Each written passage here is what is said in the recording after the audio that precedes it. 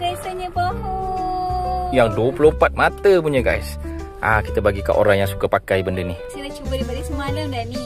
Yang ni lebih selesa kat korang. Sebabnya dia punya bubble ni, bola-bola ini lebih soft. Oh ya? Dan dia tak sakitkan badan.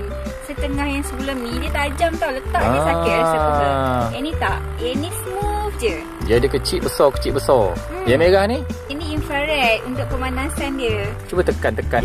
Mode 1, P1, P2, P3, P4, P5, P6, P7, 8, 9, level 1, level 2, level 3, level 4, level 5, level 6, level 7, level 8, level 9. Ui, laju.